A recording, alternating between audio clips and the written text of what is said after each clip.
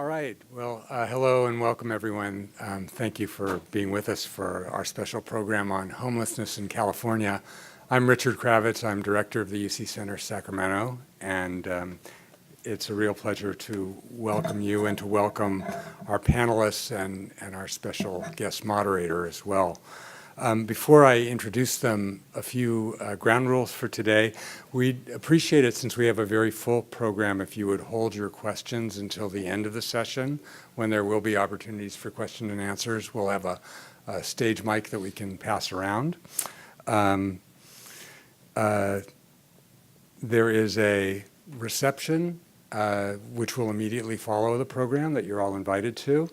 And finally, you'll notice that the program itself is being video recorded, although the question and answer session will not be. So no holds barred on the questions. All right, so we'll begin by introducing our today's moderator, Senator Jim Bell. Senator Bell represents California's 15th Senate District, which includes San Jose and various points south. He has over 3 decades of public service, including time as a San Jose City Councilman, a Santa Clara County Supervisor, and then a member of the California State Assembly, and finally the Senate, where he's currently chair of the Transportation and Housing Committee. So Senator Bell will briefly outline his thoughts on the importance of the topic and perhaps provide us some insight into what the legislature is thinking regarding the problem of homelessness in California, and he'll also moderate the question and answer session at the end. To the senator's right is, actually, why don't we start at the other end so that we go in speaking order. To the senator's far right is Gary Blasey. He's a professor of law at UCLA, where he taught for over 25 years after having previously practiced public interest law.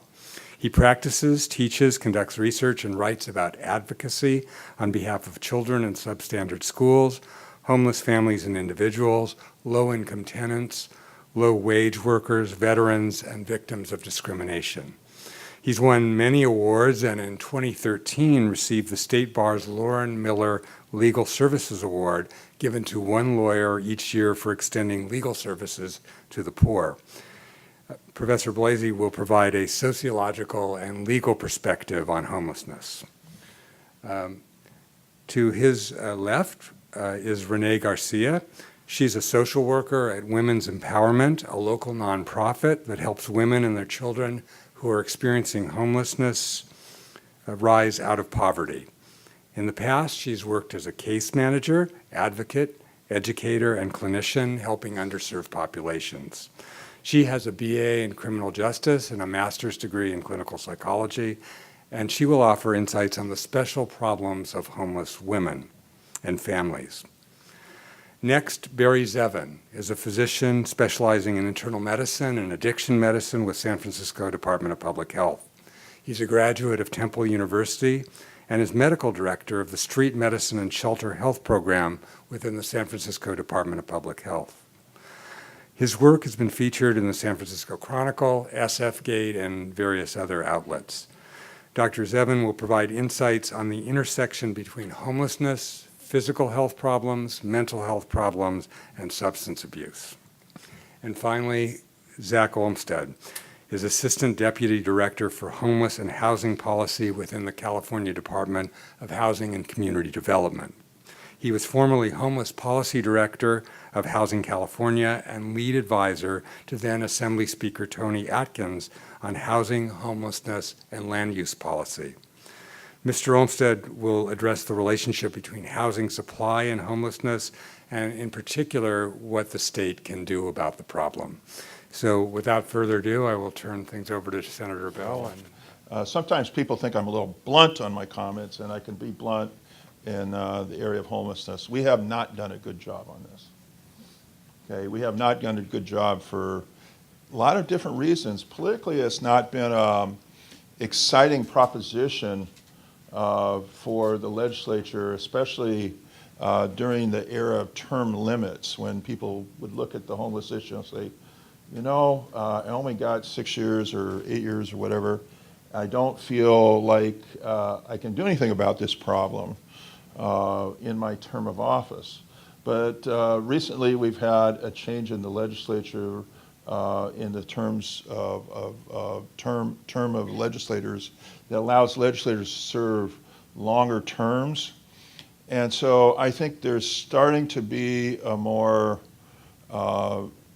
correct view of the issue and understanding its complexities, willing to work on it over time, work on it over several years, and work with community organizations on the problem. So I think that for me, having been a city council member in San Jose and a member of the County Board of Supervisors before I became a legislator, I tend to look at it as cross systems, you know, criminal justice, healthcare, education, especially my area of interest in mental health and addiction.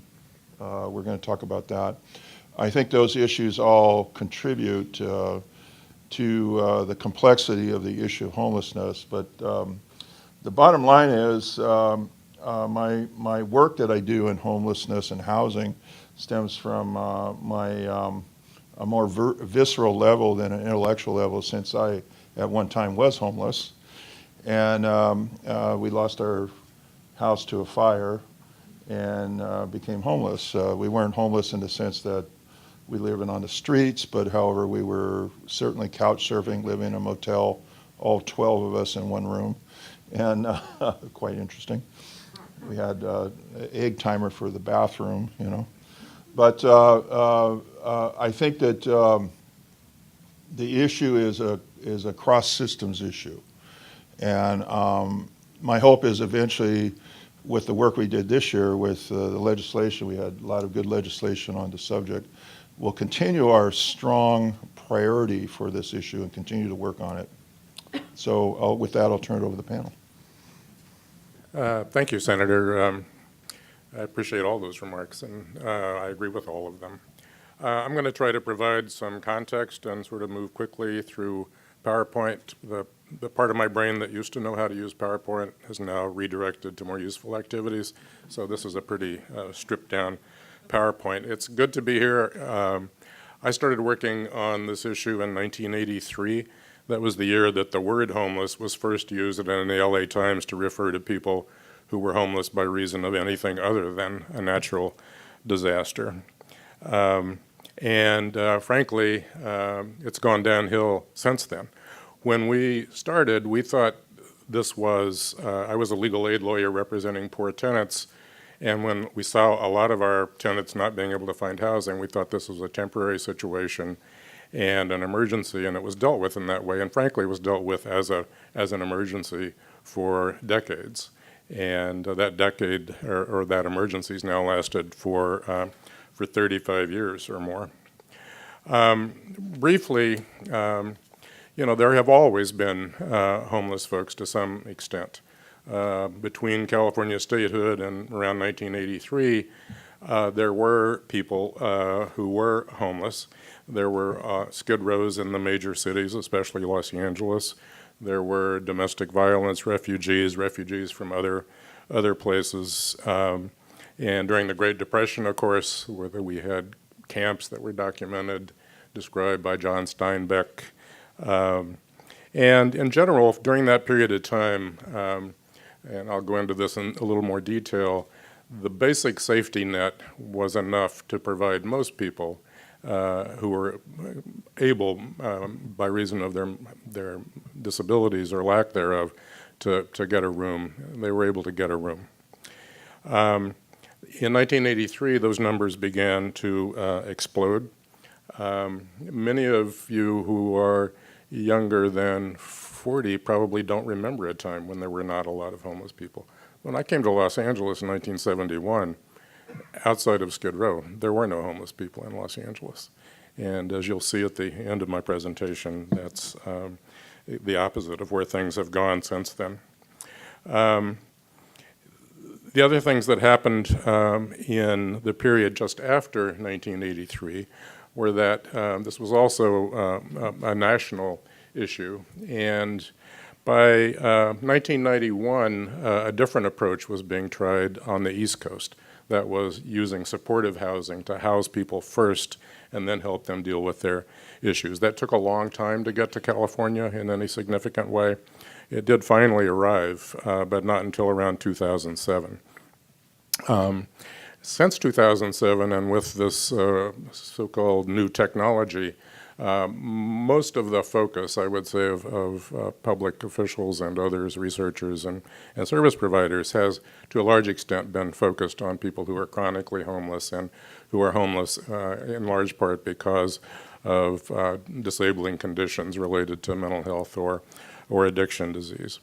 But the way in which we first understood homelessness as an emergency and the way in which we've responded to it since then has had some pretty dramatic effects that I'll go into. More recently, there's been a lot of focus on housing, and the legislature, as you know, passed and sent to the governor 15 bills that will do a whole lot more than has been done recently. That was terrific. I'm not going to talk that much about housing because Zach is going to say everything that I would have said about housing. And I think one of the things that hasn't been talked about much is the ability to afford housing and on income and resources. There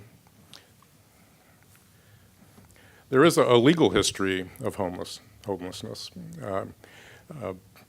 In 1855, just 5 years after California became a state, the state law mandated that the counties in California should provide for the survival needs of people who had no other means of support. And that law was embodied in a law that later became Welfare and Institutions Code Section 17,000, which was codified in 1931. And in 1937, at the height of the Depression, the California Supreme Court said that people who were entitled to this subsistence support included people who were just unemployed, who didn't have any disabling conditions. Most counties had interpreted this law to mean that able-bodied people were not covered by it. But the Supreme Court said just because you're able-bodied doesn't mean you have a job, and you can't really eat your skills. You can only eat whatever you can buy with the product of your labor. And between 1937 and 1991, the courts continued to interpret that statute ultimately so that by the 80s it meant in the state law of California that everyone who was indigent was entitled to the basic means to survive, which the courts interpreted to mean, first of all, shelter, but also food, health care, clothing, and transportation. Not anything extravagant, but the bare means to survive. Not every county lived up to that mandate, including Los Angeles. In around 1989, the city of Los Angeles sued the county of Los Angeles, joined by the class of individuals who were homeless in the city of Los Angeles. The argument was that the county's failure had led to the city having to spend a lot more money on police and paramedics and so on. That case was settled in 1991, whereas in going back to 1984, the amount of money that was provided under this general assistance in LA called general relief was $221. By that settlement, it was raised to $346, which at that time was enough to buy a room if you used it all for the room.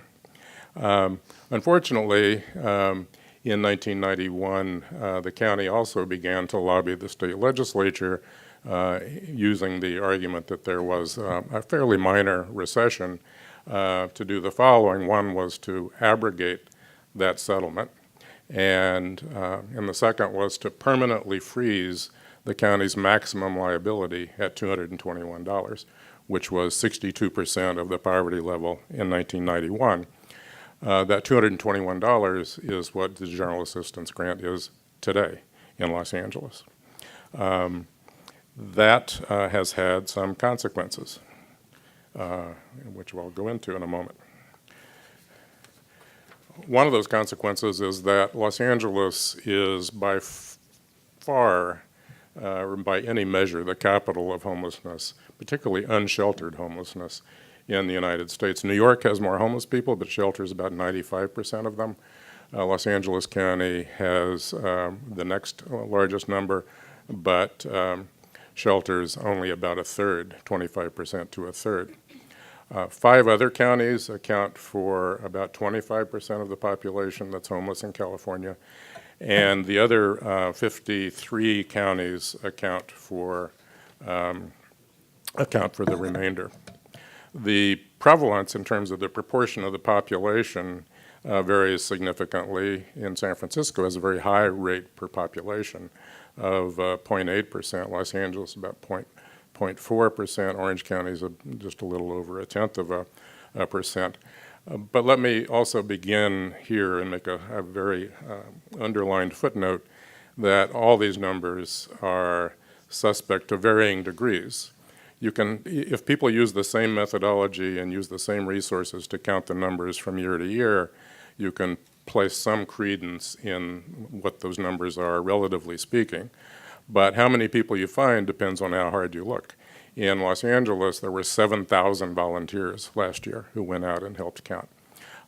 They found more people than if they'd used 3,000 volunteers. Some counties didn't have any volunteers. So the numbers that you get don't actually reflect reality, but they're a rough benchmark. The risk is always that you undercount homeless people because most homeless people don't want to be counted. It is very easy to overlook people who are not obviously homeless. Talking about the individual causes of homelessness, this is something I think everybody knows by now, that there are a lot of differences and details. One of the things that I study in my academic work is how people understand problems like homelessness. And it turns out data doesn't matter to anybody. People actually understand problems by a reference to some stereotype they have in their head of who's homeless, for example, or a particular narrative or story that's told. The data doesn't have much effect. One thing I have learned from looking at this is that all the simple explanations of homelessness are wrong. All of them are wrong, including any simple explanations I may offer today. One of the things that is rarely mentioned, though, in the context of mental health and addiction disease and so on, is poverty, because the great majority of people who have these kinds of issues are housed. It's the combination of that sort of liability, that's the sort of deficit, if you will, the condition, whatever you want to label it, and poverty. That's really the combination that leads to homelessness, and not just material poverty, but also it makes a big difference how much social capital you have, how rich the networks you are. And one of the things about poor people is their friends and family tend to be poor. There's a trajectory of becoming homeless that almost always, if people have any friends or family, exhausting those resources and then turning to the street as the last resort. It's also the resources that people have to find the housing that there is. And it's obvious that people who have different conditions that impair their ability to navigate the world will be less likely to find that housing, and they will be outcompeted by people who don't have those issues. But apart from the individual causes of homelessness, actually the macro, the structural causes of homelessness are actually reasonably simple. If you look at resources that are available to a group and define those resources broadly in terms of money and social capital and individual intellectual capital and job skills and education, all that sort of thing, and the income supports that are available to them, all those resources on the one side of the ledger, and on the other side, the price of housing that they can find, that gap pretty much predicts homelessness to a high degree of certainty. That is the fundamental story. And we have been talking a lot about the housing shortage. We haven't been talking that much about the gap between housing and income or resources, and that gap has been growing dramatically. The price of a single room in Los Angeles between 2014 and 2017, in 3 years, that price went up 54%, according to the best data, which is the Zillow Rent Index. If you compare that August 2007 median rent for a single bachelor apartment, 0 bedrooms, of $18.50 in LA, compare that to full-time minimum wage at $18.48, $2 short, and SSI in California, $8.95, and then look across the range of general assistance programs for individuals, families without, or people without families, without children dependent on them. The highest is the so-called value of the cash, of the Care Not Cash program in San Francisco, 440. The lowest is LA at 221. Whoops.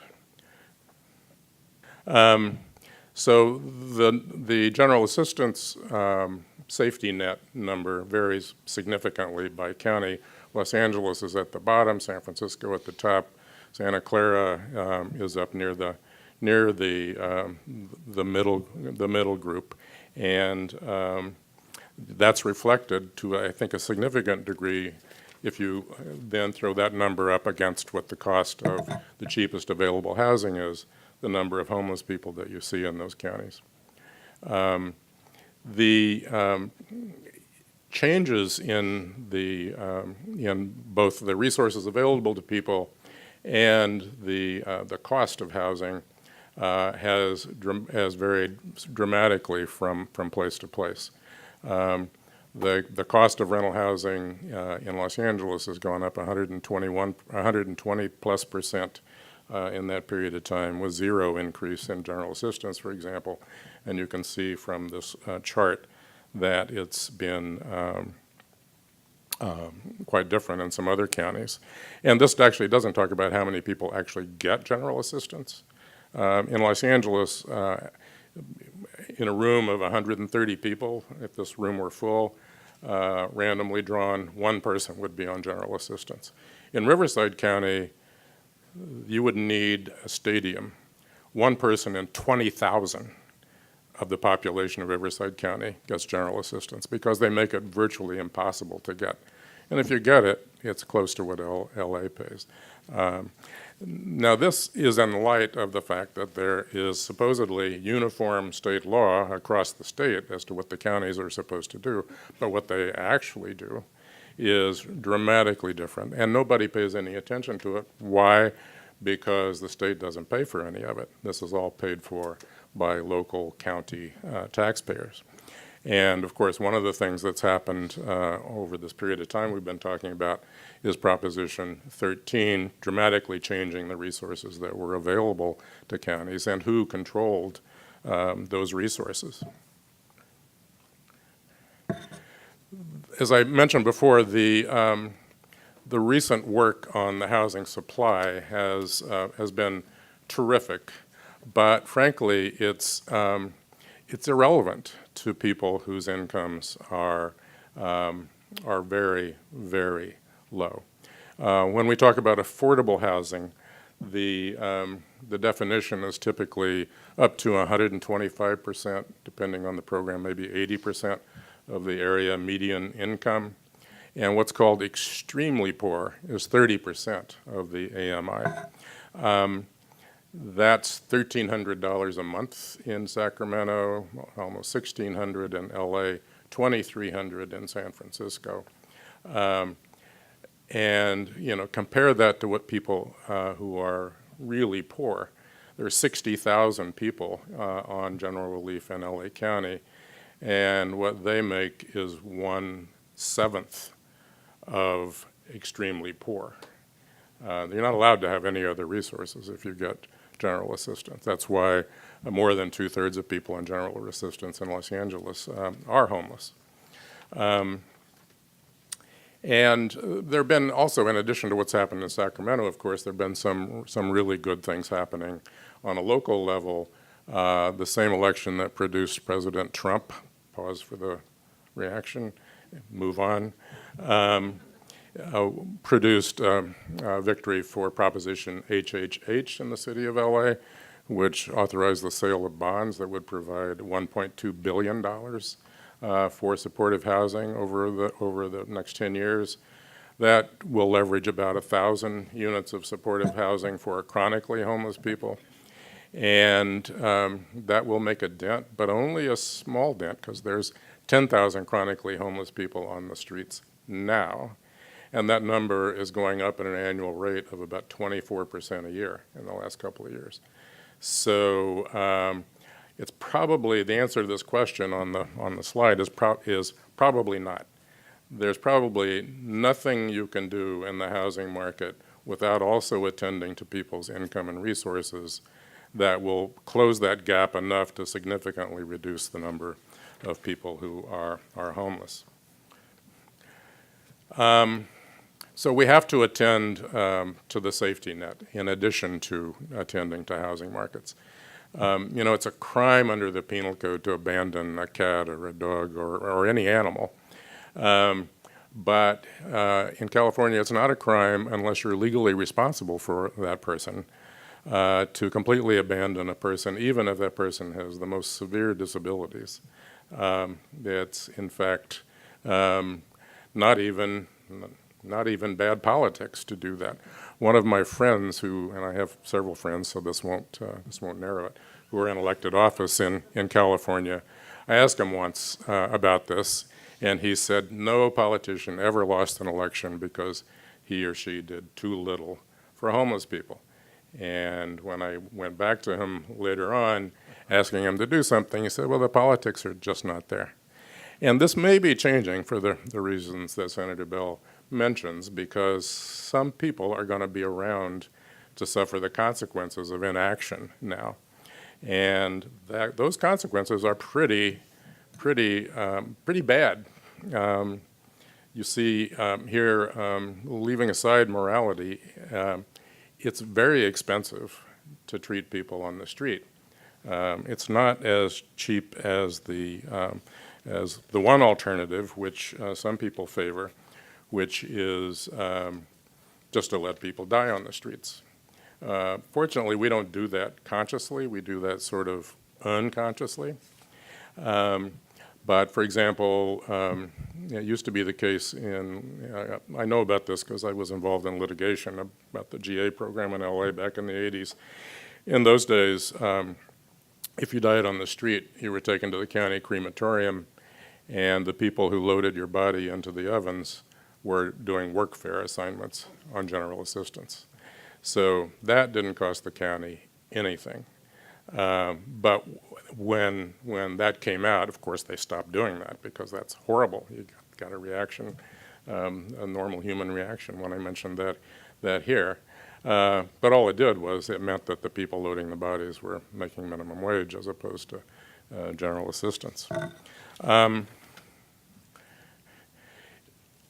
And again, as I say, we have rightly focused on the chronically homeless people with significant disabilities, both because they're more sympathetic in a way and they're less able to take care of themselves, but also because they're much more expensive. But if you just look, and so I have nothing bad to say about Housing First or the focus on supportive housing and all that. Spend a lot of my time doing that now for homeless veterans in Southern California. But 60% of the people who are not chronically homeless have no kind of shelter of any kind. I don't mean they don't have a home. I mean they don't have any shelter. And what they have, I'm just going to skip by this. What they have instead is this. These are all from my hometown. You can find 1 million of them on the internet. And the difference is when up until 1983, there were a lot of homeless people, and then through the 80s, early 90s, Skid Row really exploded. But this map is not just Skid Row. It's a little hard to make out, but this is downtown in Skid Row. This is Santa Monica. This is the intervening period. And if you put this down down to Long Beach or up to the San Fernando Valley, you would see that these dots are everywhere. These dots are people living in tents, sleeping in cars, living in shanty towns, and so on.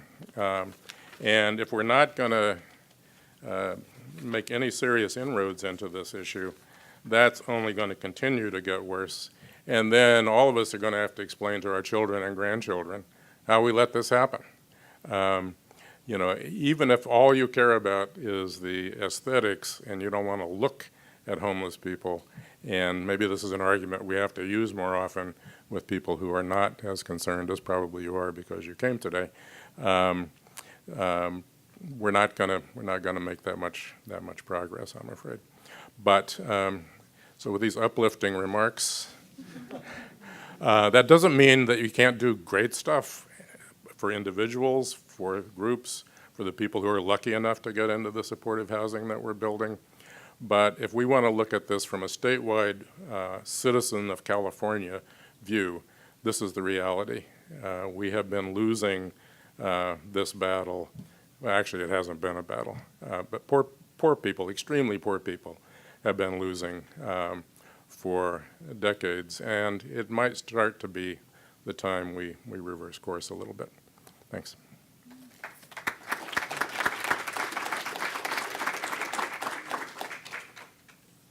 Hello, everyone. My name is Renee Garcia from Women's Empowerment. So my goal today is to really be transparent about the stories that I hear from the women that I work with.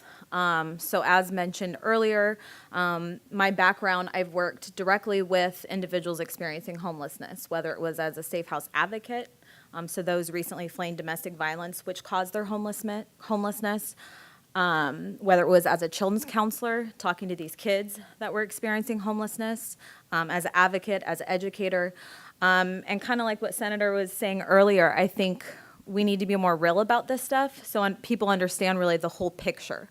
And so again, my goal is to really give these women specifically more of a voice.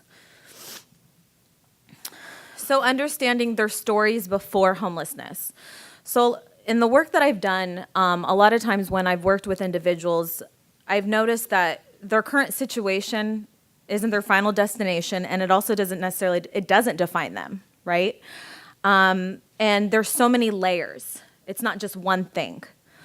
And so I kind of think of their homelessness as the tip of the iceberg, right? That's what we see at the surface. But what's all underneath that? And I wish it was just maybe one thing, because then it'd be really easy to fix it. But it's never just one thing. So understanding their stories. The women that I've worked with, I haven't met one woman that hasn't been sexually assaulted, experienced domestic violence, whether it was domestic violence as a child, being exposed to it. And we know that research shows, and from my experience working with survivors, that if you're exposed to it, you're more likely to be a victim or a perpetrator. So a lot of these women I work with, this is their norm. This is all they know, right? So desensitized. A lot of times, as a social worker supporting these women, I get first-time disclosures. I've never talked to anyone about these things. I work with women from 18 to 75. 75-year-olds, this is the first time I've ever talked about when my dad sexually assaulted me from the age of 5 till I was 15. And then to cope, I started using drugs. And then I got in an abusive relationship. And then I got in another abusive relationship. And then so the snowball effect, right? They had a different start than we did. The cards they were dealt were things that they didn't have control over. So being very, very vulnerable. So the severe childhood abuse. So yes, physical, emotional, and sexual abuse. I've worked with many trafficking survivors. That stuff goes on right here in Sacramento. It's not just, internationally, it's domestic. Every session, because when I talk about women's empowerment in a few, I have the privilege of working with some of the most resilient women, survivors. I tell them this all the time. I don't know if I would be able to get through half of the stuff that they've been through. Family domestic violence, I already kind of went over that. Unsafe supervision. I talk to these women and they say, well, I went from one house to another. I was kind of passed around. And maybe then I was, experiencing unsafe touch and I told my mom, but she didn't believe me. And so it continued. And so then I never told anyone about it again until right now. Exposure to drugs, violence, and sex.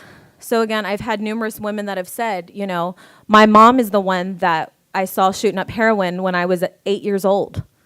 I mean, stuff we don't, no, this is real. These were their life, and this is all they know a lot of times, unfortunately. Violence, sex. So again, having that just be, that's the culture, that's what they've been around. So it becomes their norm. CPS involvement, foster care, juvenile hall, things like that. Poor medical treatment. I've worked with many individuals experiencing homelessness where if there wasn't an emphasis on, going to the doctors because they were living in poverty as a child or all the things I've already went over, medical treatment probably wasn't a priority. Or they wanted to keep everything that was going on a secret, right? Lots of secrets, so they don't go and get the treatment that they should be getting. Numerous toxic relationships. Hands down, I would probably say every woman I've worked with doesn't understand what a boundary is, doesn't understand what a healthy boundary is because they've never had healthy boundaries. Physically, emotionally, they've been violated. So they're not able to identify when it's an unhealthy relationship because, again, that's all they know. So it's one unhealthy relationship after another. And so much grief and loss. And when I say grief and loss, of course, there's grief and loss when you experience homelessness. But I'm talking about the grief and loss as in a year, I had 4 family members die. I had I've had numerous individuals I've worked with that their family members have been killed. Right in front of them, maybe. So again, really understanding the severity. So complex trauma, right? I believe we've all experienced some type of trauma, but this is, again, ongoing, repeated, some of them daily. So they were robbed of their childhood. So I'm not going to talk about mental health stuff, but we all can assume, or we can, I would say 100% sure that then, of course, this affects their mental health, right? It affects their stability. It affects their academics. It affects all those other things. So the snowball effect. So some challenges specific to women experiencing homelessness. Hidden supports. What is that? Your bra, your chonies, underneath, right? So the hidden supports, a lot of times the women I'm working with, bras are expensive, right? Those are things that maybe we take for granted, we don't even think about. Well, how then do you go and get a job? I mean, just those basic things that make us feel good about ourselves or that we need, they don't necessarily have those things. Feminine products. So again, some of these are necessities, or you can get creative, or they're things, again, that just make you feel good, right? So a lot of times if you're experiencing homelessness and you feel crappy about yourself, you're probably not going to be as confident when you go in on that job interview. So yes, the feminine products, the toilet time. So it's a little bit easier for men to go number 1 than it is for females, right? So if you're experiencing homelessness, that's a challenge anytime you have to go to the bathroom. I mean, that's for anyone experiencing homelessness, right? And unfortunately, usually organizations aren't too friendly. Go ahead and use our restroom, And then if it's that, special time of month, ladies, and you don't have those feminine products that you need, right? Parenting and childcare. So often the women that I work with, they're the sole provider of their children. So not even having the things that they need for their children. And then safety, right? So just being a woman based on their gender-based violence. We know they're more likely to be, again, sexually assaulted, sexually harassed. And so, again, another specific challenge for women. So how do these women survive? Of course, there are the service providers in the community and things like that. But I'm talking about when I have these conversations with these ladies, what do their days look like? I hear a lot of, bargaining this for that because they're in survival mode. So whether it's babysitting for the person, whether it's cooking for them, cleaning, whatever, getting creative. They're on CalFresh, right? Formerly known as food stamps. There are times when they are couch surfing and they say, well, I don't have money to give them for rent, so I will, help with the groceries because that's what I can do, Transportation. Maybe they don't have a vehicle, or they do have a vehicle, and that's what they're sleeping in, or that's what they're using to kind of help people. It's bargaining. What can I do? What can I give you and you can give me? Again, survival. Separation of family members. Again, so let's say you're the woman has 5 kids, and you know what? My youngest, I'm going to have them go with one family member. I'm going to have them go with a friend, and I'm just going to have the oldest. Or I don't want to put them through what we're currently going through, so until I get stable, so I'm going to go ahead and do that for them. And it breaks their heart. They don't, and it's obviously, it's a huge motivation, but it's still what they have to do at that moment. And I hear of it all the time. Dates. So, sex work. I had a woman that I was working with that the women that she was surviving with, they would look after one another. And when one would go on dates, the other women would be in the hotel watching the kids. There were times she couldn't come to our program because she didn't make money for the hotel that night. So she couldn't come to class. She had to go on dates. She's not going on dates anymore too, by the way. But yeah, but that's what she had to do. And then toxic relationships. So, I know this person is abusive, but I needed them to survive. It's really scary being a single woman out there on the streets. So yeah, feeling stuck, like they can't leave this relationship because, again, they need it for survival. So now I'm going to switch gears a little bit and talk about women's empowerment, which is the agency that I work for, and share a little bit of our story. So there are some fancy facts up there, but we were founded in 2001, and it was originally a program out of Loaves and Fishes, specifically out of Mary's House, which they're a day crisis center for women experiencing homelessness. They have a dispensary. You can get diapers. You can get feminine products. You can use them for a mailing address. It's, crisis services, they're basic needs. But then what? And that's why women's empowerment that's kind of how it was developed.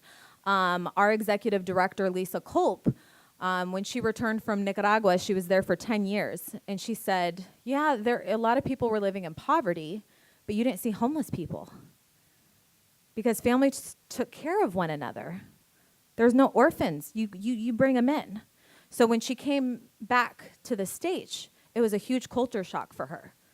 She was, what? She didn't understand.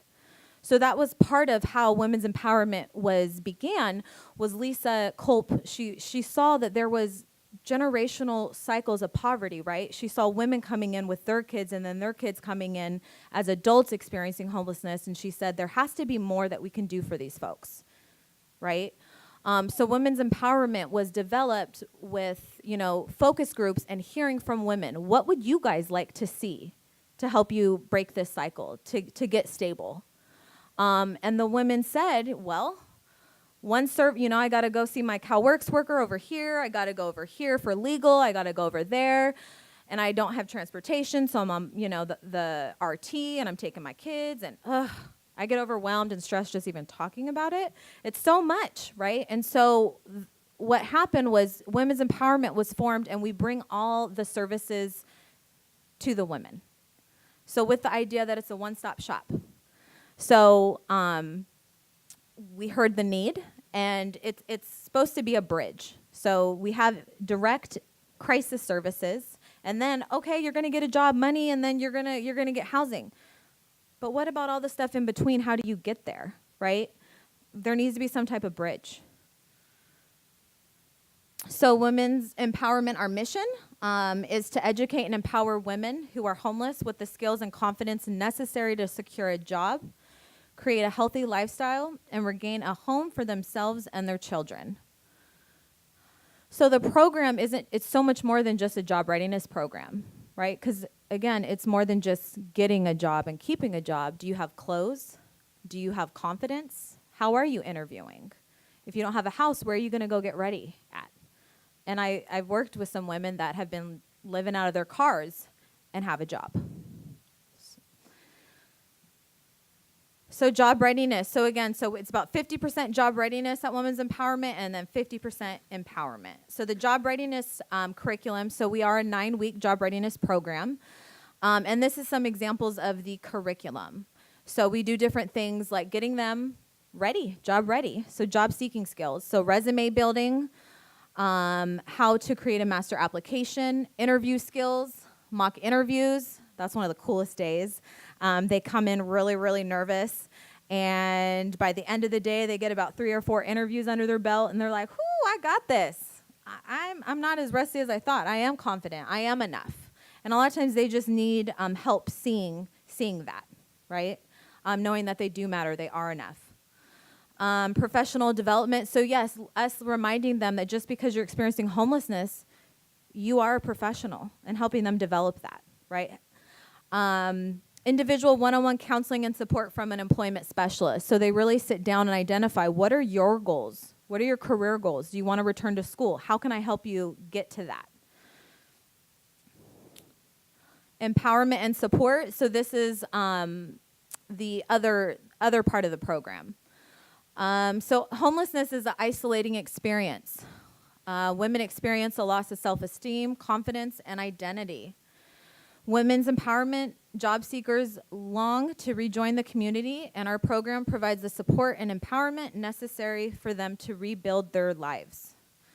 So individual one-on-one counseling and support from social workers. So I meet with the women every week when they're in the 9-week program. Once they graduate, guess what? I'm still their social worker. They can come on back. I need some emotional support. I just need to vent. I need some problem-solving skills. A lot of times, I just sit there and listen.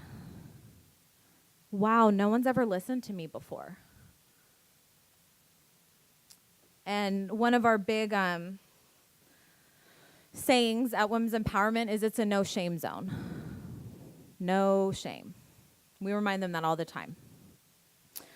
Assistance with housing, health, legal resources. So again, sometimes, they just need someone to advocate for them and be on their side. There are so many times I hear about, their CalWorks worker or their CPS worker, and they're not hearing them, or they're telling them one thing, and then I say, you tell them your social worker wants to know, or I'll pick up the phone and call them. It's amazing how all of a sudden stuff starts moving in the right direction. So really we're there for whatever type of emotional support they're needing. So this is obviously not as tangible as if you get a job, go to school, and things like that. But if you feel yucky on the inside, right, and you haven't had your healing, how are you going to get and keep a job? It may not happen that long, right? And then again, the professional clothing. So all the women we have a clothing closet on site, and we are able to provide women with clothing.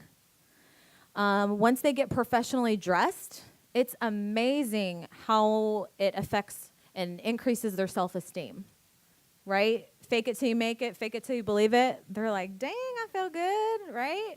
It's been so long. Or I hear them say, I'm starting to feel like myself again. Or I see them transform over the 9 weeks, and they come in, head down, wearing sweats, and then by the end of the 9 weeks, they're smiling, they got lipstick on, their hair's done, and they're woo! It's one of the coolest things to see. And then also, in addition to the professional clothing, we also have the casual clothes as well, because some of the women we work with literally come in to the program and have nothing but what they're wearing. And so another cool thing is once they go from being a student to a graduate. That's another thing that I love about Women's Empowerment is all the other agencies I've worked for, they were clients. No, we're going to call you by your name. We're going to give you that respect, the respect that you deserve. Or they're a student when they're in the program and then they become a graduate. So they can take some pride in that they've accomplished something. It is a rigorous program. Not everyone is accepted. And then a lifetime support network and community. So again, let's say, everything's crashing, they're starting to downward spiral. Come on in, get some support. Talk to a social worker. Talk to an employment specialist to help you, apply for jobs, revamp your resume, things like that. And that's something that we really have found to help breaking the cycle is a lot of times they don't have that support, unfortunately, because maybe their family is really toxic, they're abusers. I mean, there's various reasons why. But they know that they do matter. So program enrichment activities. So the women that are in the 9-week program, it is a, like I said, rigorous program. So it's a Monday through Friday, 9 weeks, 9 o'clock in the morning to 12:30 in the afternoon. They are in class. A lot of times just by them getting in the momentum and the habit of the routine of coming in, they're like, woohoo, I'm ready to go back to work. Again, it's preparing them for the job. Some of them struggle with getting there on time. So again, us really identifying where is it that they need more support and how can we problem solve, with them. So we also have what's called enrichment activities, and those are optional. So again, really treating the woman holistically, the whole woman, right? It's more than just getting a job. So a lot of our individuals are domestic violence survivors. So these classes they can go to in the evening. So we have domestic violence, we have parenting, we have a cooking and nutrition class, we have fitness, we have yoga, and then we also have wellness and recovery. So eligibility for the program. So you must be 18 years or older, and you must identify as a woman. So we have accepted trans individuals. So again, we're an agency that is very inclusive. Homeless, recently homeless, or at risk of homelessness. So we don't use HUD's rigid definition of what homelessness is. You could be couch surfing, you could be in a shelter, you can be staying in a garage.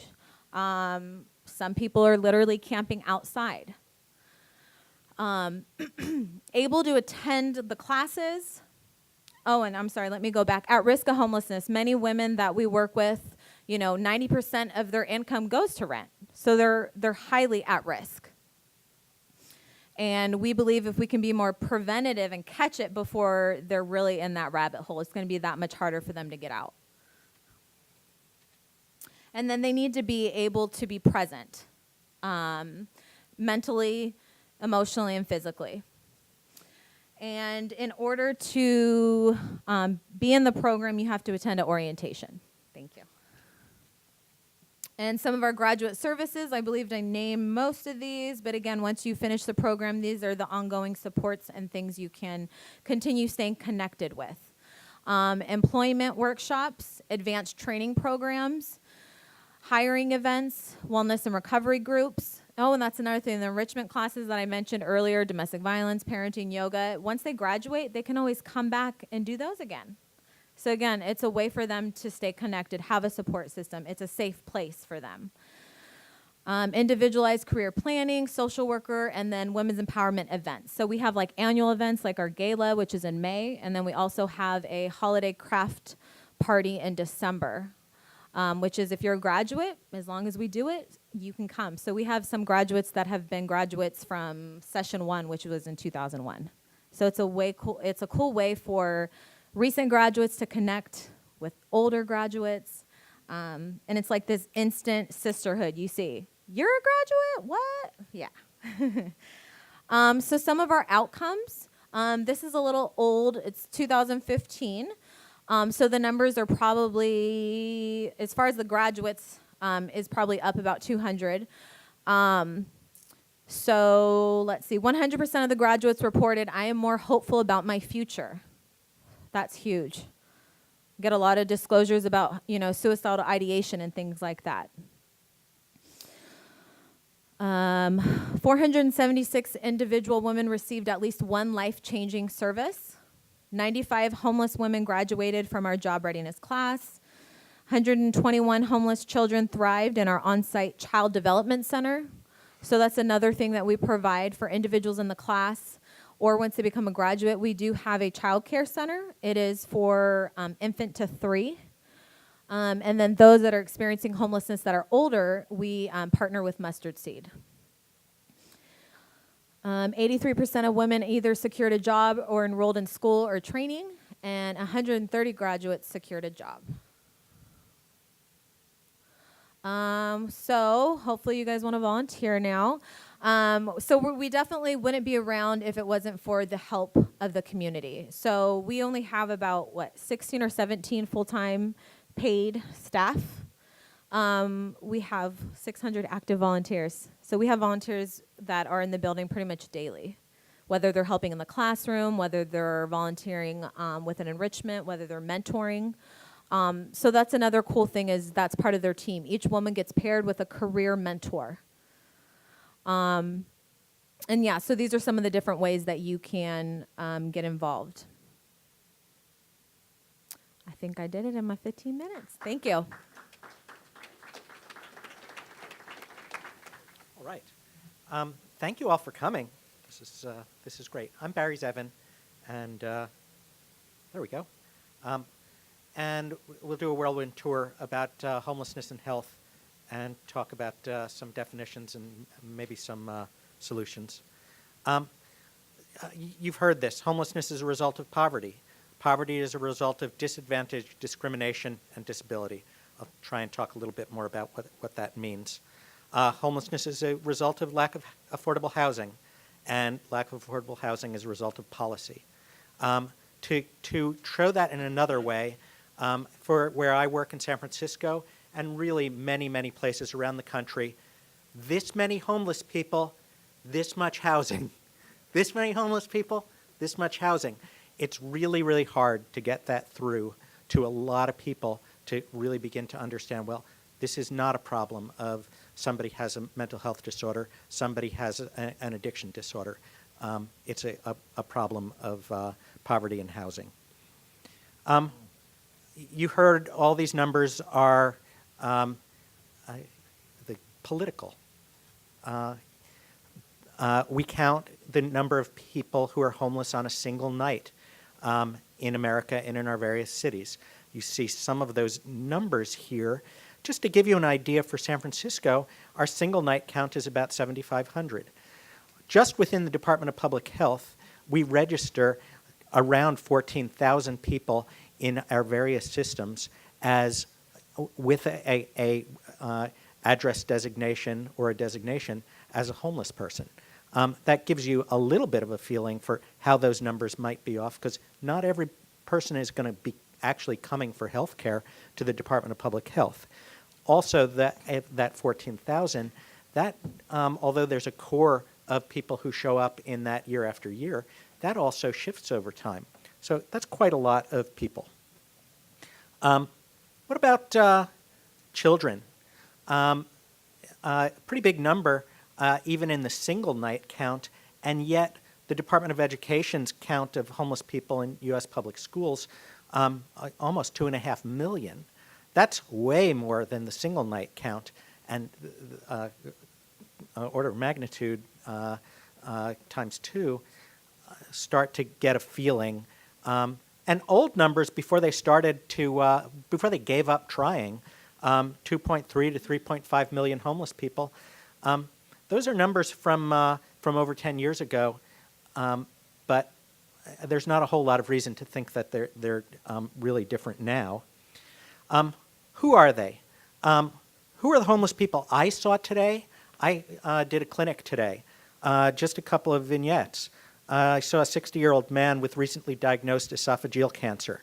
He's been living in his vehicle up till now. He stopped using methamphetamines 3 years ago, and in many ways his health is much better than it was. I've been seeing him for over 10 years. I saw a 25-year-old woman who has been living in a tent in an encampment. She was stabbed by her boyfriend 1 week ago. She had all her stuff stolen 2 days ago. Now she's presented to care with me for help getting off heroin. I saw a 50-year-old man with a history of 30 or more years in the correctional system. He's got signs of PTSD, and he's struggling to manage just being out of an institutional setting, no less trying to manage being a homeless person. I saw 6 more. I can elaborate on that if there's other questions about that.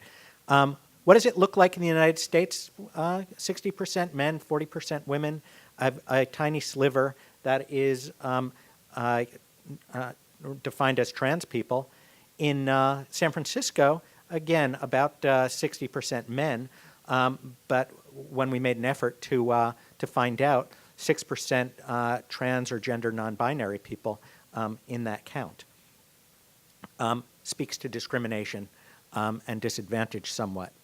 What about illness and disability? We have some numbers from various ways of studying this across the U.S. population as a whole. Again, these are not problems exclusive to homeless people. Lifetime prevalence for anyone in the United States for a mental health disorder, 50%. At any given time for any mental health disorder, about 19%. For a severe mental illness, 4%. Alcohol use disorder, 30% lifetime. Drug use disorder, 10% lifetime. Cognitive impairment, they've only studied it in older people, but about 5 to 10% of people in the United States older than 60 probably have a cognitive impairment. And about 15% of people in the United States are disabled. Keep these numbers in your head for a minute when we talk about homeless populations. United States homeless population, severe mental illness, 20%. So higher proportion of people with severe mental illness, but not drastically different than the country as a whole. Substance use disorder, again, 17% in homeless populations. That looks something like what it looks like in the population as a whole, plus a little enhanced. Where I think it's really interesting is cognitive impairment. In good studies in a bunch of different regions in the United States, 25% plus of homeless individuals have cognitive impairments, maybe hit over the head, maybe born with a developmental disability, maybe acquired brain damage from alcohol or drug use. But you start to talk about a quarter of people experiencing homelessness with cognitive impairments and then wonder, why can't people do everything we want them to do? You start to understand that. 43% of people with disability, that starts to look like very big numbers. Another way of looking at this, homeless populations, mental health disorders, as self-reported in the single night count. That's PIT is the point in time count. 40% of people in the point in time count reported that they had a mental health disorder. 40% reported that they had a substance use disorder. That's interesting and tells us a little bit about the people who are reached by those single night count, which is often people who are either using shelters or who are in institutions or who are homeless on the street. Homelessness and aging. Very good research showing that mortality is 2 to 5 times the age standardized general population. Whatever age you're at, you're 2 to 5 times more likely to die than you are if you were not homeless. And 10 to 20 age earlier onset of chronic illnesses. Our homeless population, the illnesses look a whole lot like the illnesses that I would see in any medical clinic, just earlier onset and more severity. Most of the people I see today will be homeless a year from now. I've really had to adjust my thinking. As Professor Blasi was saying, we have went through a period where we were really thinking about housing first as our model. San Francisco, over the past 3 to 5 years, and in many places in the rest of the country, we're waking up to, we don't have the housing to put people in. People who we see today are going to be homeless a year from now and maybe a lot longer than that. We've got to adapt our health care to the needs of people who are going to remain homeless. What does that mean? It means we need models for excellent medical care for homeless people. As I've said, we're getting earlier onset of illness. We have a pretty heavy load of disability and illness. We've got to be good at it. We've got to attend to mental health and substance use disorders in our healthcare system. We can't just say, we're going to provide care for your medical problem. We're going to provide a place in our primary care clinic for you if our primary care clinic doesn't have the ability to care for these common problems. We've got to deliver care where people are. That means going out to people. That means not discriminating with people. And we've got to recognize what the assault of homelessness is on people's ability to access care. We can create access. If we don't create acceptable care that's actually going to work, we can have all the access in the world. I'll talk more about what that means. I should say, I really like this idea of holistic care, biopsychosocial spiritual approach, really trying to address a broad range of means in the healthcare system.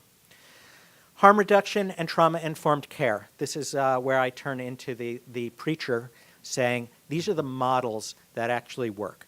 We meet people where they are. We have an attitude that says, come as you are. We are not creating more shame and trauma in our systems if we expect to keep people in our systems. Treating everyone with dignity and respect. Recognizing the universality of trauma. You've heard a little bit about trauma in women's care.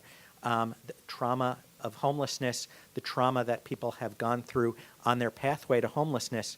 Everybody who comes in the door to our healthcare system, if we expect to be able to treat them effectively, we've got to be able to start with the physical aspect of our care. Start with our attitude. Start with, I might be great at doing homeless health care, but that person who's not very well trained at my front desk may not get a lot of things and may be doing things that traumatize people. I've got to train everybody in my system in terms of how do we not re-traumatize folks. Policy. There's no single problem of homelessness. It was interesting to hear that you can't get elected to statewide or national office on a homeless issue, but in the city of San Francisco, every mayor we've had since I've been there in 1991 has wrote in on a promise of, I'm going to fix the problem of homelessness. And all have left office with more homelessness than when they started, often, or at least more problems of homelessness than when they started. So we've got to define the problems before we start solving them. We've got to adopt housing as a human right, and that requires a real change in policy. And we've got to provide housing and services that are effective and acceptable, and recognizing the long-term needs of folks. It's nice to think that if we start upstream a bit, that we're going to be able to get people out of homelessness. But for many of the people I see, we've got need to make a very long-term commitment to working with folks. Okay, some problems and solutions. I've got a million of them. I'll give you a few.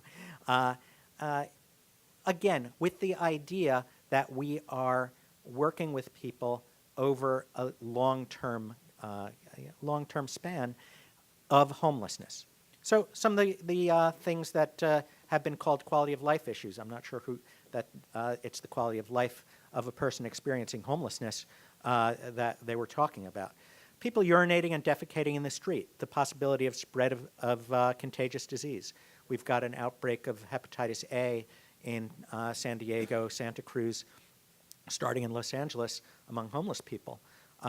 My goodness, there's people urinating and defecating in the street. Do we have any imaginable solution to this problem?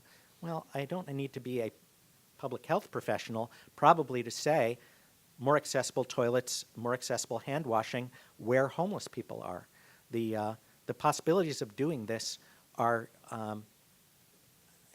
really real, and the barriers to doing it tend to start to become political barriers. The problem of homeless people congregating in streets and parks. This is really what I hear about in San Francisco most of all, because San Francisco is a small, compact place. And why are all these bad-looking people just hanging out? Well, we need compelling places for people to be during the day and night other than streets and parks. People do not want to be necessarily hanging out but people need to be in a community. People need to be need to be someplace. And if we don't create someplace that's compelling, enjoyable, meaningful to that person to be, well, at least you could be in a pleasant park or a pleasant area outside, get some fresh air. So this is, again, we in an effort to save budget in San Francisco, pretty much eliminated all drop-in centers. It's like, well, we want to do housing first. We're going to spend all of our available funds on housing. Drop-in center, what's that going to do? Well, I think we turned around and said, drop-in center, when we still are going to continue to have large numbers of people experiencing homelessness, means that there's lots of people who are just hanging out if there's no place for them to come into. People drinking alcohol and using drugs in plain view of the public, and a high rate of overdose deaths. What do we do about that problem? I'm in favor of sobering centers and safer recovery centers. I'm in favor of supervised consumption facilities.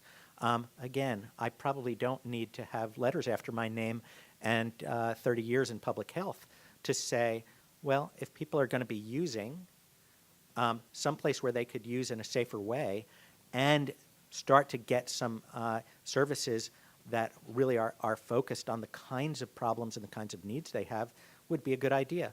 Again, it can be a hard sell politically. Problem, overuse of emergency and acute healthcare services by individuals experiencing homelessness. We spend lots of time studying high users of systems. We spend lots of time looking at that. If we can do a careful analysis of that and then develop targeted solutions, maybe we're going to be able to make some progress on that. I'm working on a project right now in San Francisco looking at high users of psychiatric emergency services and creating a project. Well, San Francisco, we have a lot of complaints from the public and from our political leadership about mentally ill people in the streets. But when I talk to the director of psychiatric emergency services, when I actually look at the numbers, what we have are a large number of people who use methamphetamine and who have problems with psychosis. Where are our specialized methamphetamine recovery services? Where are our methamphetamine recovery programs where somebody could be in a space that wasn't the street and and actually get some of what they need? We haven't had that in San Francisco, but that's what our problem looks like. So we're going to try and make those kind of services available. Problem, people who are chronically unable to sleep and irritable and have a difficult time following through. This problem of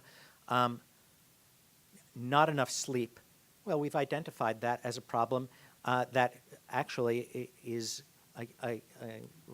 being recognized as a major problem through all strata of society. But if you have people who are being roused every hour from where they are and told to move along, day and night, if you have places that, well, you could drop in at night, but you've got to be in a chair because we couldn't possibly let you stay in a cot or a bed to sleep, well, you've got a lot of people who over weeks, months, and years get next to no sleep. And then we wonder, why are people going off? Why are people not able to follow what we're saying? Why are people falling asleep in my cruddy waiting room whenever we let them just sit down for a minute? So what's the solution? We need to provide some places that allow people to sleep in the daytime. We've got shelters that have beds at night. Many of those beds are empty during the day because we shepherd people out of them and move them along during the day. Well, maybe some of those beds could be used for people to sleep in during the day, too. The blank slide is for lots more possibility of problems and solutions. Some final thoughts. Is widespread homelessness, mental illness, substance use, discrimination, breakdown of family, and our chronic inability to develop policies that will address these problems, a signifier of deeper spiritual problems we must face in our society. And that's something to think about. But also, is that thought an opportunity to make some changes? I'm a doctor. I try and make changes in healthcare. We've heard advocates making changes in policy. But maybe there's a way of moving that really takes all that really important stuff into account and also some other things into account. And these feel like dark days for that kind of thinking. But I think we do have opportunities as people recognize these kind of problems. So thank you very much. And there'll be questions and answers after.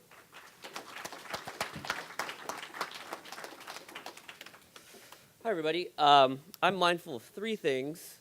One, I'm standing between you and the reception. Two, I have 6 minutes, according to the original scheduled time.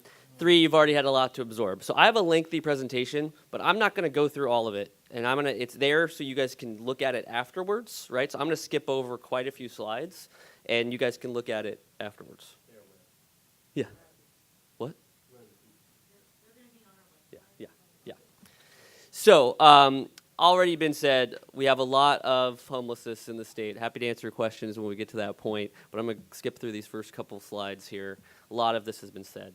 A little bit this hasn't been said. I'm going to talk about a couple just responses to some common misperceptions of homelessness. The first one, I'm sure you've heard quite a bit, is people come to California or to my city because the weather is nice or we have all the services. Well, here's a couple data points to show you. This first one is a little dense, but what that basically means is the number of people becoming homeless or coming to the county, in LA County, actually is less than the other number of people in the general population coming to LA, right? So they're not this wave of people are homeless coming to Los Angeles. And that's despite all that's out there around, people are fleeing California in droves, right? San Diego also had some data around their unsheltered homeless population, and only 24% became homeless elsewhere. So there's a number of other studies, but typically at least 2/3 to 3/4 of people homeless are homeless in their county of origin. They are not traveling, and think about that. If you don't have any resources, you can't have those resources to travel, of course, too. So just in case you're at a dinner party, you want to share that information. The second, lots of people want to be homeless. So even for the very small minority who may say that to, on the street or if you encounter them, you have to remember that there's a significant distrust built over time, especially for people who are chronically homeless, who are in survival mode. Your brain gets rewired when you're in that mode. And it's often exacerbated by other co-occurring situations like mental illness and substance abuse. But the number one reasons reported time and time again are lack of affordable housing or can't pay rent for why I'm homeless. And a lot of this has been said, right? There's a lot of people who, and I'm really glad that people have hammered home the poverty message, because there's a lot of people who experience these same things who do not become homeless, right? But extreme poverty plays a huge role. The other thing is we lead the nation in unsheltered homeless. We have that dubious distinction. California, nearly half of all the folks in the country, of the unsheltered people in the country, are in California. So this has been shared, but it's a little graphical representation how we got here over time. That's the poverty rate, and that last line is the adjusted poverty rate. So that takes into account things like the cost of housing, which the poverty rate. You see that big jump when you take into account cost of living, and that's just over the last couple of decades, which I've been talking about. When you see a doubling in poverty rate, you're going to see significant increases in homelessness. Deinstitutionalization hasn't really been talked about. That was, we used to have, speaking of safe places for people to be, shrinking safety net programs has certainly been talked about. And I'm going to focus a lot on the evolution of our policy from a housing perspective, but certainly the huge uptick in the lack of housing affordability has been talked about a little bit, and I'm going to get into that into a little more detail as well. So a little bit, I'm going to talk about the evolution a little bit. The earliest strategies that began in the 80s were rooted in assumptions that we just had to stabilize folks, build their skills up, then they'll get their act together, their lives together, and then they'll move on and get permanently housed. There's a real undercurrent of ideology in this that people had to earn their way back in, right? You have to be sober first before you can earn that housing. You have to complete this number of classes. You have to do these checklists, those sorts of things. So this was essentially the model. Let's get folks in emergency housing, let's stabilize them, they'll move on to some sort of transitional housing for up to 2 years, and then they'll move into permanent housing. So, makes sense. I don't think anyone could be faulted for thinking that would have been, as was said earlier, that we were dealing with an emergency, that was an appropriate response. But, what happened, and I worked in direct service before I got heavy into public policy, there's a lot of rule-oriented approaches in those programs, right? So there's a lot of opportunities to fail. It worked for many people, but there's a number of people who did not work for. Why was that? It's really output based. It's like, hey, you completed this number of classes, you do this sort of things. It wasn't really outcome based. Are you moving on to permanent housing? Are you increasing your income? Kind of things that we've talked about that are directly the end to homelessness. And I think one of the most acute reasons why it's a challenge here in California, that model, is if there's nowhere for you to transition into in terms of an affordable place to go, you kind of get stagnated there. We have a major roadblock in that way as well. Oops, sorry. So that was reflected in a lot of our state policy at the same time, right? So we had what was called, it used to be a standard line item in the budget, the Emergency Housing Assistance Program. It was money to help run shelters.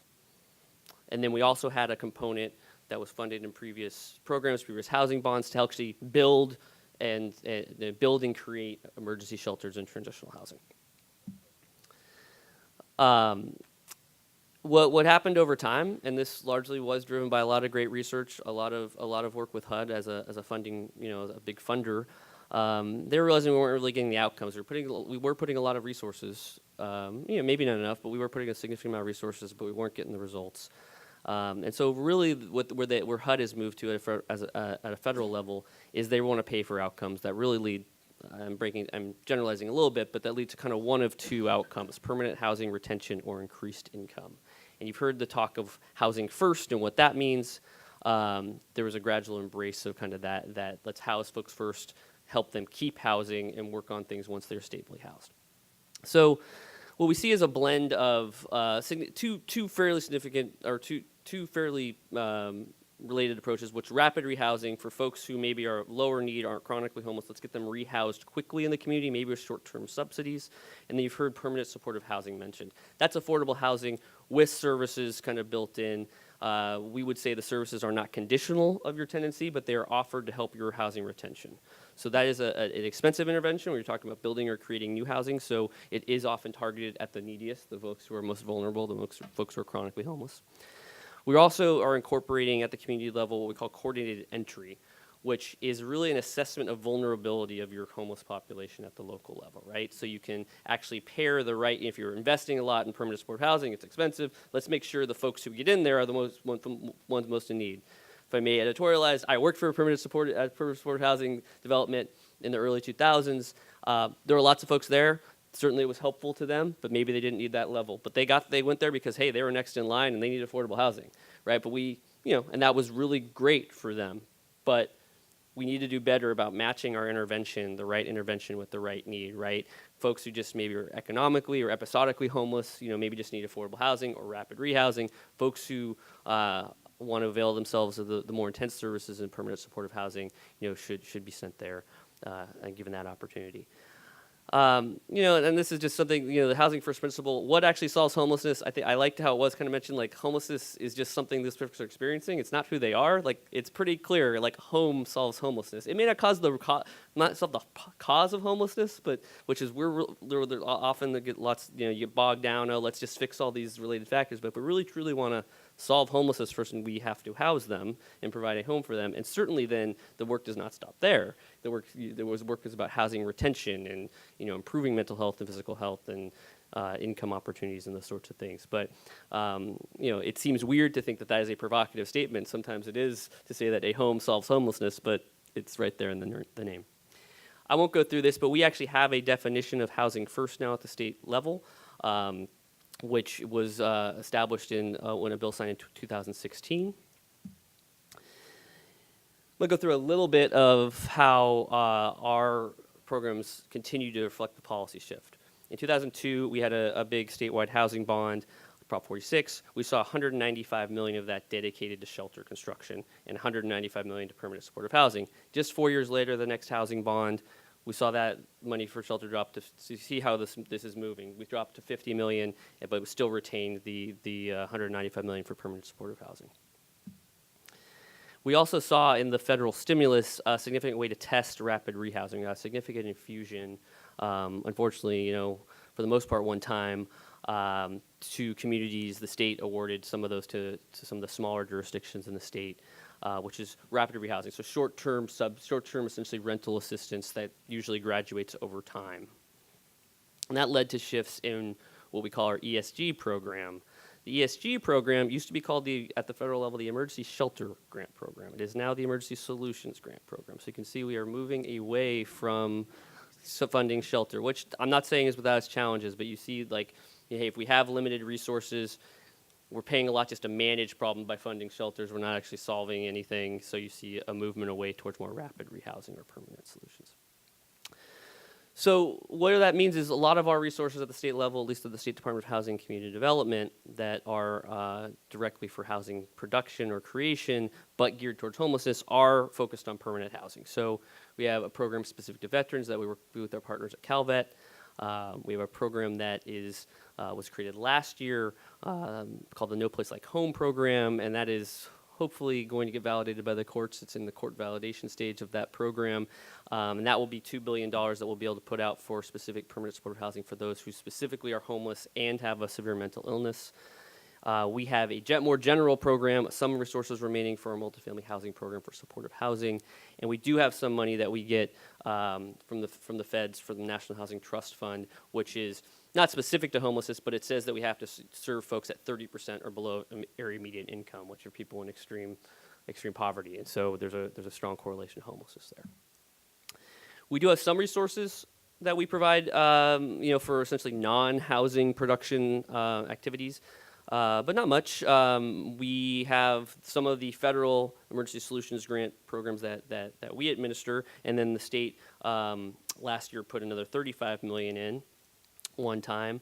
This year, in this year's budget, there was another $28 million put to what we call navigation centers to a couple of communities throughout the state. So it's kind of a shelter 2.0 model, really often focused on getting encampments into kind of short-term housing solutions and then rehousing them. And then as part of the housing package recently passed, one of the bigger funding bills, along with Senator Bell's housing bond, which we need to pass next November, was SB 2, which will create an estimate of $200 to $300 million a year on an annual basis, and half of those first-year funds by legislation are mandated to go to homelessness, and that we'll actually be allowed to do a range of interventions around homelessness, anywhere from kind of direct assistance or rental assistance onto housing production. So it's been talked a little bit. I mean, I think we have seen a shift. It has been responsiveness at the local level. This is from last year, a lot of local measures to complement what we did at the state this year. And I actually think we are seeing public support for addressing the problem. Obviously, the legislature responded this year. It is often cited, it's as the number 1 or 2 concern in local polling now, which is actually a shift from the past. But we are still having to take targeted opportunities when they're available. If you saw those programs that we administer at the state level, a lot of them are narrowly, focused on veterans, on folks who are mental illness. It's a little bit of a patchwork, right? And so they're really important for us to do and take advantage of, but there's still obviously many more aspects of the problem that we need to address. So this is a chart in terms of a little bit what I've been talking about. It's it maybe help folks visualize what we're talking about. So for folks who are chronically homeless, people are homeless multiple times a year for long periods of time.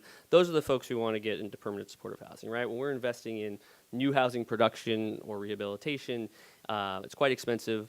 So you want them, and not alone let alone the services that are required ongoing. That's where you want to drive folks. People are episodic. Homeless, they may be good candidates for permanent supportive housing. They may just need affordable housing, maybe rapid rehousing. So, or situational, think folks who become homeless. We don't have listed on here, folks who become homeless by disasters and other sorts of things. But really, it's trying to assess the right intervention for the right the right need. And so that's why that coordinated entry and that assessment at the local level is really important, because it lets you have a better picture of, you certainly maybe not enough resources at the local level, but at least a better picture of what types of resources are needed from a planning perspective. So one of the challenges I think we have at the state is finding our appropriate role, right? Folks are dealing with ground zero at the local government level, at the provider level. Certainly we have some programs that we're direct funders of. But we do have to deploy those resources, I think, swiftly and also strategically. We also have a role in terms of collaborating and increasing collaborations among other state departments, right? We traditionally are really focused on like the actual building of housing, and the monies that we receive often is for that, but there's obviously a whole host of other things that our state partners do. And I'll talk a little bit about what we're doing in a second on that. But one of the other roles we play is help add value to the local government level. So we are able to provide technical assistance through some of our programs. And I think one of the things that I am a supporter of is making that technical assistance less program by program and more about kind of systems capacity building at the local level. So help folks do homelessness planning at the county or city level. Help folks do that coordinated entry system so they're better positioned for other because sometimes traditionally we'd get technical assistance for a program. It's about helping jurisdiction apply for that program, right? And then it's kind of one and done, right? So we're trying to figure out how we can better kind of deal on a systems change level and support communities in that way. With the legislation that defined in Housing First and essentially said Housing First is going to be the policy of California, it also gave us the authority to create a homeless coordinating and financing council. That's an interagency council. We just had our first meeting 2 weeks ago, or maybe it was last week, actually. And so we are one member of that, but we have folks like Department of Social Services, California Department of Veterans Affairs, Department of Healthcare Services, other state partners, along with some external advocates, folks with local government, folks who are service providers, those sorts of things. And so that is a statewide entity where we'll be doing some of that coordination around resources. But one of the other tasks of the council is looking at our existing programs and making recommendations to have them be housing first if it makes sense for them to do so. So I want to spend a little bit of time on this. We wrestle with the same things at the state level that folks are wrestling with at the local level, right? What is that appropriate balance of services, keeping our eyes on long-term solutions, right? We know permanent housing is a long-term solution, but what about all the folks who are homeless now, right? You know, we have such a need now, and I know that's a real tough thing that a lot of local governments are dealing with. So I think we have that same tension we have to try to balance. In some ways, our hands are tied if we have specific programs that can only be for kind of construction and those sorts of things. But as we have these resources coming in from SB2 that allow us to do a larger range of services, we're going to wrestle with that same question. What's the appropriate balance of immediate need versus keeping our eyes on long-term solution? And I do want to say that the policy choices we make at the state do matter, and they matter at the local level too. There are haves and have-nots even within our homeless population. Some people have greater income than others. I'll mention on the second point here, when we make a program able to be served people who are chronically homeless, or at risk of homelessness, guess who gets served?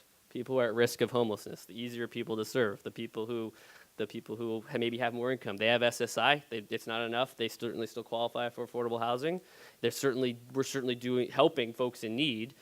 However, over time, if you're seeing a lot of applicants come in, it's an eligible population to serve at risk of homelessness. Developers, service providers, tend to gravitate towards those folks who are easier to serve. And so over time, how many fewer people are chronically homeless, got served from resources that were maybe hard fought for with a bond passage or at the budget level. So I think that's something, as we created the No Place Like Home program, for example, I was constantly trying to tell our folks, like, hey, would it be better to house 7,500 folks who are chronically homeless, those folks who are sleeping on the streets and camping by the river, or would you rather serve 10,000 folks who are at risk? Those are the kind of choices and tensions that get talked about. Is it better to, to serve a couple thousand more people who are maybe on those margins, or do you want to target those folks who are most in need? And so I just think that it's important for us to remind ourselves when we are doing things out of good intention, right? When we are crafting policy and saying, oh yeah, we also want to make sure we're serving folks who are at risk. What happens is over time we may be doing really good work, but we may not be getting or fulfilling that promise we're making all the time. So I'll just end here with a couple slides. These are fairly dense, but we were asked to talk about a little bit of barriers. These are some things for our statewide housing assessment. They do talk about, or they do demonstrate just the severe lack of production. They lead to some of those numbers that were earlier shown on those huge increases in rents. It's not just the big cities. We are falling short of production in every region in California, and here's what it means for folks. In terms on the rental market and folks who are most on the margins, in terms of our the need versus what is available at various income levels. This has been shared. This is my last slide. I promise. I tried to go very fast. I apologize if I skipped over. Why does it matter? It's been said before. There are certainly moral and human reasons to care about this. There are even just fiscal reasons to care about it, right? We have folks who, are frequent users of our public systems, and huge cost savings once those folks are housed. So depending on the conversation you may be in, if you're talking about this topic, if you can't appeal on the moral side, appeal to the fiscal side. Thanks, guys.